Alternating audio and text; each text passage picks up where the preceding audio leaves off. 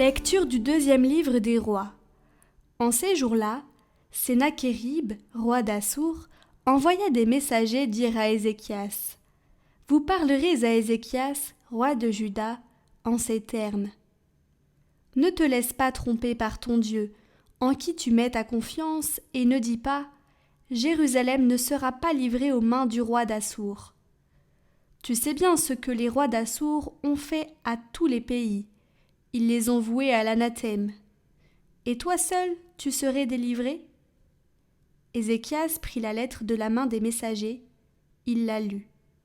Puis il monta à la maison du Seigneur, déplia la lettre devant le Seigneur, et, devant lui, pria en disant : « Seigneur, Dieu d'Israël, toi qui sièges sur les kéroubim, tu es le seul Dieu de tous les royaumes de la terre.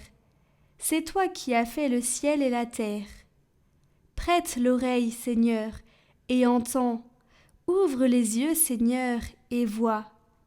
Écoute le message envoyé par Sennachérib pour insulter le Dieu vivant.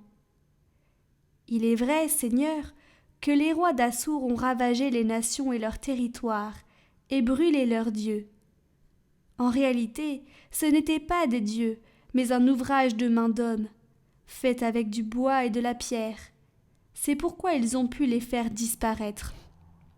Maintenant, je t'en supplie, Seigneur notre Dieu, sauve-nous de la main de Sennachérib, et tous les peuples de la terre sauront que tu es, Seigneur, le seul Dieu. » Alors le prophète Isaïe, fils d'Amoth, envoya dire à Ézéchias : « Ainsi parle le Seigneur, Dieu d'Israël. J'ai entendu la prière que tu m'as adressée au sujet de Sennachérib, roi d'Assour. Voici la parole que le Seigneur a prononcée contre lui. Elle te méprise, elle te nargue, la Vierge, la fille de Sion. Elle hoche la tête pour se moquer de toi, la fille de Jérusalem. Oui, un reste sortira de Jérusalem, un des survivants, de la montagne de Sion. Il fera cela, l'amour jaloux du Seigneur. Et voici ce que dit le Seigneur au sujet du roi d'Assour. Il n'entrera pas dans cette ville, il ne lancera pas une seule flèche, il ne lui opposera pas un seul bouclier, il n'élèvera pas un seul remblai. Il retournera par le chemin par lequel il est venu. Non, il n'entrera pas dans cette ville, oracle du Seigneur. Je protégerai cette ville, je la sauverai à cause de moi-même et à cause de David mon serviteur. » La nuit même, l'ange du Seigneur sortit et frappa 185 000 hommes dans le camp assyrien. Le matin, quand on se leva, ce n'étaient que des cadavres. Sennachérib, roi d'Assour, plia bagages et s'en alla. Il revint à Ninive et y demeura.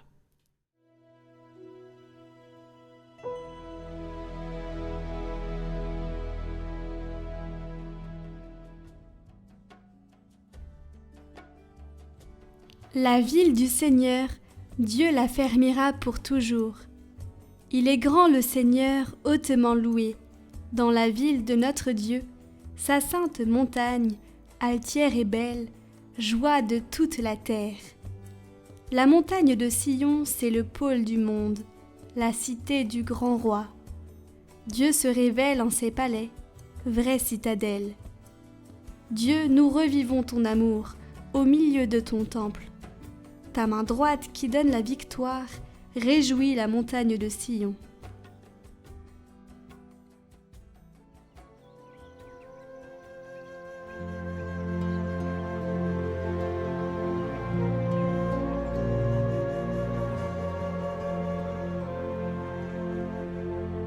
Évangile de Jésus-Christ selon saint Matthieu.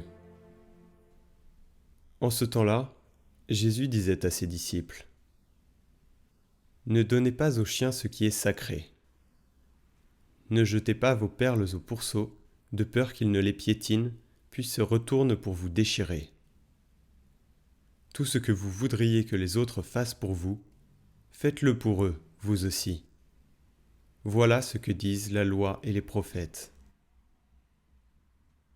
Entrez par la porte étroite. Elle est grande, la porte. Il est large, le chemin qui conduit à la perdition. Et ils sont nombreux, ceux qui s'y engagent. Mais elle est étroite, la porte. Il est resserré, le chemin qui conduit à la vie. Et ils sont peu nombreux, ceux qui le trouvent.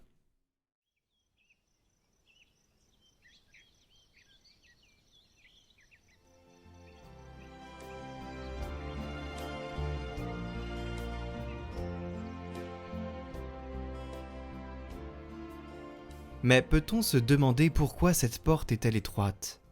Pourquoi dit-il qu'elle est étroite ? C'est une porte étroite, pas parce qu'elle est oppressive, non, mais parce qu'elle nous demande de restreindre et de contenir notre orgueil et notre peur pour nous ouvrir à lui avec un cœur humble et confiant, en nous reconnaissant pécheurs, ayant besoin de son pardon. C'est pour cela qu'elle est étroite, pour contenir notre orgueil, qui nous fait enfler. La porte de la miséricorde de Dieu est étroite, mais elle est toujours grande ouverte pour tous.